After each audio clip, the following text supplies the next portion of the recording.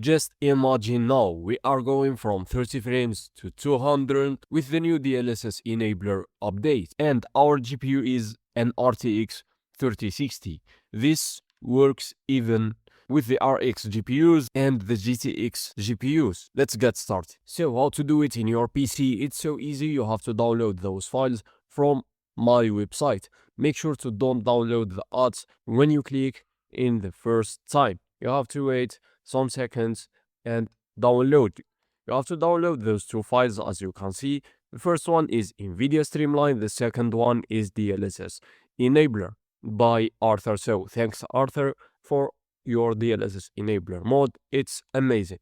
Okay, after this you go here, just copy this, then go to your game. For example, let's say Cyberpunk. You have to go to Cyberpunk bin x64 and paste. Some games have a specific tutorial. So for example, Resident Evil Requiem, you can watch their tutorial and just replace those files. Elden Ring also have a specific tutorial for this.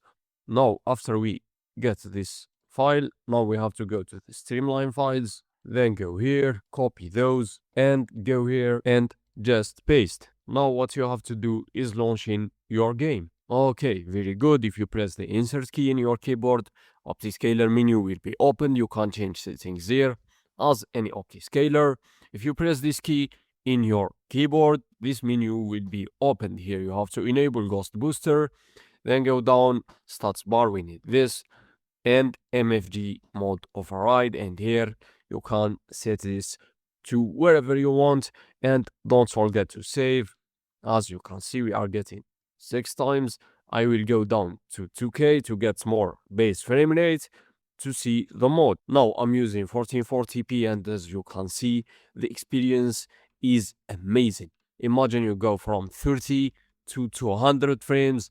The latency, if you are playing using a controller, it's not bad.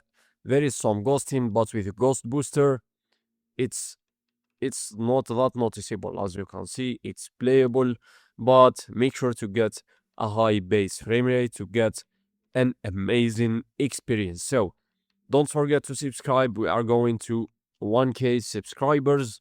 Thank you for watching. See you in the next one.